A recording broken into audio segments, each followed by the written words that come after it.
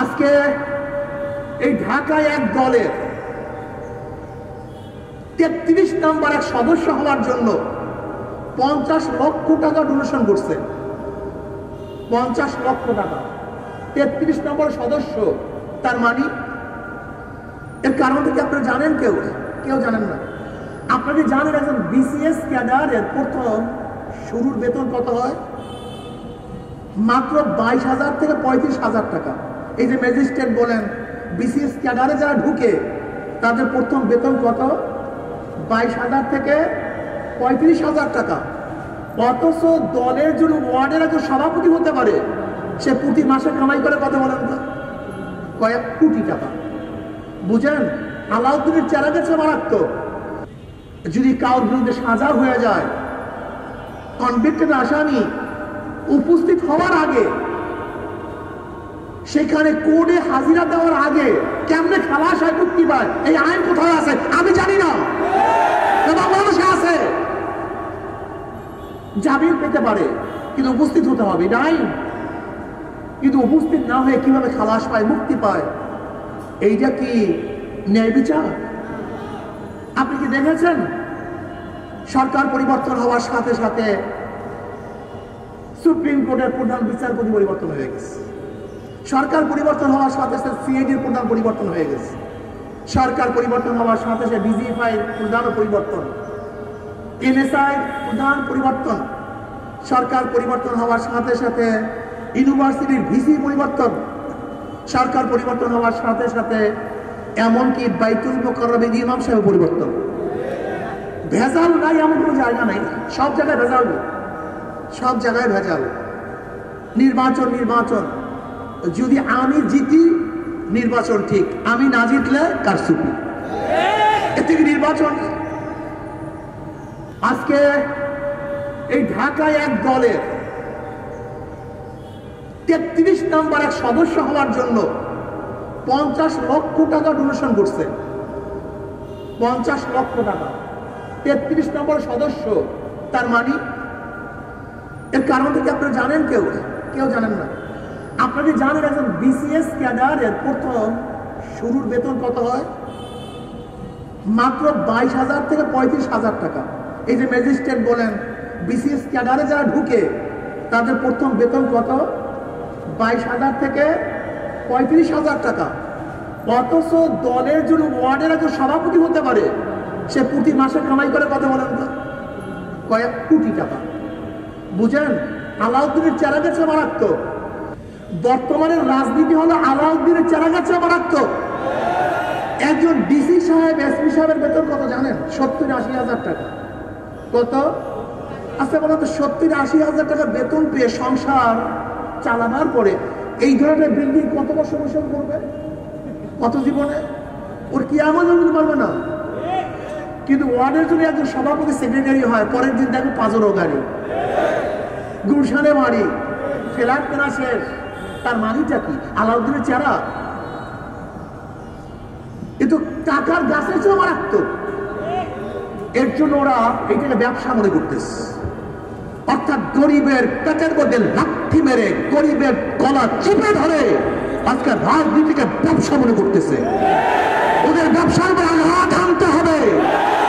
রাজনীতি করে ব্যবসার জায়গাটা খ্যাতবোধের জায়গা, রাজনীতি করে ব্যবসার জায়গাটা সেবার জায়গা, রাজনীতি করে জুলুমের জায়গা না, বরং এটা মাজলুম মানুষের পাশে দাঁড়াবার জায়গা।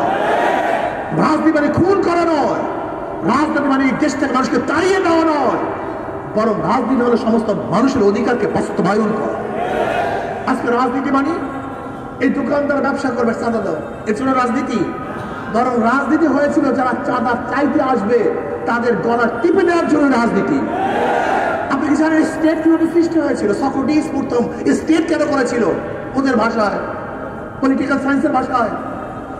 স্টেট তো শুরুই হয়েছিল যারা অত্যাচারী মানুষ, মাজলুম সাধারণ মানুষের অত্যাচার করে, তাদের বিচারের কোনো জায়গা নাই, তখন রাষ্ট্র তাদের দায়িত্ব নিয়ে নিয়েছে। ধরে রাখ, আজকে এই এলাকার একজন গুন্ডা মাস্তান বা শেখ একজন দুর্বল মানুষকে আঘাত করছে। আচ্ছা বলেন তো, দুর্বল মানুষ কি তার প্রতিশোধ গ্রহণ করতে পারে? আমাকে বলুন, এখন রাষ্ট্রের কাজটা কি? রাষ্ট্রের কাজে দুর্বল মানুষের কাছে দাঁড়াবো, যে তোমার কোনো টেনশন নাই, তোমার পক্ষে আমি আছি, তোমাকে যে আঘাত করছে তার বিচার আমি করবো, এর নাম রাষ্ট্র। রাষ্ট্রের কাজটা কি? রাষ্ট্রের কাজটা হলো যদি এলাকার সমস্ত লালবাগের মানুষ ঐক্যবদ্ধ ভাবে এই বাড়ি অবৈধ দখল করে, ওই একা ব্যক্তির ক্ষমতা নেই সমস্ত মানুষের বিরুদ্ধে লড়া, কিন্তু রাষ্ট্রের দায়িত্বটা কি? সে দেশ শক্তি, রাষ্ট্রের দেশের বড় শক্তি। রাষ্ট্র বলছে তোমার কোনো টেনশন নাই, তোমার বাড়ি দখল করেছে, তোমার পাশে আমি আছি, এর নাম রাষ্ট্র। রাষ্ট্রের দায়িত্বটা কি? যে ব্যক্তি ক্ষুধার্ত, খাওয়াবার কেউ নাই, রাষ্ট্র এসে পাশে দাঁড়াবে, তোমার কোনো টেনশন নাই, তোমার পেটের যে মা আমি নিয়েছি। রাষ্ট্রের দায়িত্বটা কি? যে বস্ত্রহীন, যার বস্ত্র নাই, রাষ্ট্র বলবে তোমার কোনো টেনশন নাই, তোমার বস্ত্রের দায়িত্ব আমি নিয়ে এনেছি।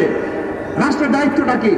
যে ব্যক্তি গরিব মেধাবী, অর্থের অভাবে পড়াশোনা করতে পারে না, টাকা নাই, রাষ্ট্র কি বলেছে?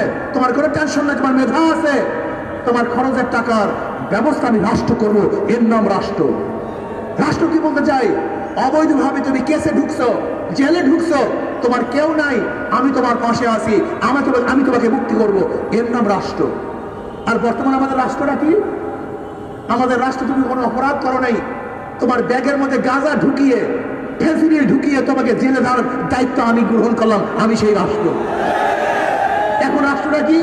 এখন রাষ্ট্র হলো তুমি খুন করো নাই, কোন খুনের আসামিতে তোমাকে ঢুকানো যায় সেই ব্যবস্থা আমি নিয়ে এনেছি, এর নাম রাষ্ট্র। পুরো উল্টা। রাষ্ট্র ছিল মাজলুমের পক্ষে, জালেমের বিপক্ষে, আর এখন রাষ্ট্র হয়ে গেছে জালেমের পক্ষে, মাজলুমের বিপক্ষে। এই রাষ্ট্র আমরা দেখতে চাই না। আমরা রাষ্ট্র দেখতে চাই যে রাষ্ট্র অসহায়, বিধবা, মিসকিন, এতিম, জালিম, জেলে, তাঁতি, কামার, মজদুর, মুচিদের পাশে দাঁড়াবে। যার যত প্রাপ্তি তাকে সে প্রাপ্তি দিবে, এর নামে রাষ্ট্র। আমি মনে করি এতদিন পর্যন্ত ৭১ থেকে ২০২৪ পর্যন্ত যারা ক্ষমতায় ছিল ওরা রাষ্ট্রের দায় দায়িত্ব পালন করতে ব্যর্থ হয়েছে। ইসলামী আন্দোলন বাংলাদেশে কি চায়? ওদের সব জায়গায় ঢুকামি। যারা নৌকা নিয়ে নির্বাচন করে নিজেরা নৌকা চালাতে পারে না, যারা ধানের শীষে নির্বাচন করে নিজেরা ধান কাটতে পারে না, যারা নাঙ্গল নিয়ে নির্বাচন করে নিজেরা নাঙ্গল বইতে পারে না, যারা কুঠার নিয়ে নির্বাচন করে নিজেরা কাঠ ফাটতে পারে না, যারা গরু চাকা নির্বাচন করে নিজেরা গরুর গাড়ি চালাতে পারে না। তার মানিটা সমস্ত প্রত্যেক গরিবদের। নৌকা চালায় কারা? গরিবরা। ধান কাটে কারা? গরিবরা। নাঙ্গল চালায় কারা? গরিবরা। প্রত্যেক গরিবদের, কিন্তু যারা নির্বাচন করে তারা একজনও গরিব না। ওদের প্রতীকের সাথে, ব্যক্তির সাথে ধোকাবাজি, দলের সাথে ধোকাবাজি। কিন্তু হাত পাখে এমন একটা প্রতীক, যে নির্বাচন করে সেও চালাতে পারে, যারা করে তারাও চালাতে পারে। হাত পাখা প্রয়োজন পুরুষের, হাত পাখা প্রয়োজন মহিলাদের, হাত পাখা শান্তি দেয় মুসলমানদের, হাত পাখা শান্তি দেয় খ্রিস্টান, ইহুদি, হিন্দুদের। হাত পাখা প্রয়োজন বড়দের, হাত পাখা প্রয়োজন ছোটদের, হাত পাখা প্রয়োজন ধনীদের, হাত পাখা প্রয়োজন গরিবদের। কাউর মার্কা ঘুমের সময় বুকের উপরে থাকে না, কিন্তু শুধু একটা মার্কা, যে মার্কা হাত পাখা ঘুমের সময় কলিজার মধ্যে থাকে, তার নাম হাত পাখা। সবাইকে শান্তি দেয়, কারেন্ট ফেল করে, হাত পাখা ফেল করে না। আমি বিশ্বাস করি হাত পাখা যদি বিজয় হয়, এই জনগণ বিজয় হবে। হাত পাখা বিজয় হলে দেশ বিজয় হবে। পিআর সিস্টেমে নির্বাচন দিতে হবে। যারা মনে করেন পিআর বুঝেন না, খায় না, মাথায় দেয়, তাদেরকে অবশ্যই পিআর সম্পর্কে বুঝতে হবে। যদি বুঝেন তো বাংলাদেশের রাজনীতি টিকতে পারবে, যদি না বুঝেন ছিটকে পড়বেন। পিআর মানি সর্বজনীন, সর্বমতের, সর্ব আদর্শের এক সংসদ। বিএনপি নিজেই তো বলেছেন আমরা জাতীয় এক সংসদ করতে চাই, সর্বদলীয়, যেখানে জাতীয় সংসদ হবে, সর্বদলের মানুষ থাকবে। তা পিআর এর মাধ্যমে সর্বদলীয়, সর্ব আদর্শের সংসদ করা সম্ভব। পিআর এর মাধ্যমে যতটুকু ভুল ত্রুটি দেখেন, দুর্বলতা দেখেন, এর চেয়ে ১০০ গুণ, ১০০০ গুণ তার উপকারিতা আছে। যারা মনে করেন ভোট দেবে একজনকে, নির্বাচিত হওয়ার একজনকে, না, আপনি ভোট দিবেন দলকে, দল নির্বাচন করবে, আপনার প্রতিনিধি কে হবে? কি কথা ঠিক না? কাজে আসল পিআর সে নির্বাচন দিতে হবে। যদি পিআর এর বাহিনী নির্বাচন আবারও ফেসিস হবে, গোলাগুলি হবে, মারামারি হবে, ভোটের বাক্স ছিনতাই হবে, কালো টাকা সরাসরি হবে, এবং সেটা ফেসি শক্তি ব্যবহার করা হবে। কাজে ফেসিস আমরা তৈরি করতে চাই না। আসলে আমরা সমৃদ্ধভাবে পিআর হিসেবে নির্বাচন করব। আগামী নির্বাচনে আপনাদের এখান থেকে আব্দুর রহমান সাহেব সারা নির্বাচন করবে হাত পাখা নিয়ে। সবাই থাকবো ইনশাআল্লাহ। আল্লাহ আমাদের সবাইকে কবুল করে নেন। আল্লাহুম্মা আমিন। রব্বিরহামহুমা কামা রাব্বায়ানি সগীরা। আল্লাহ আপনার জমিন আপনার হুকুমত ইসলাম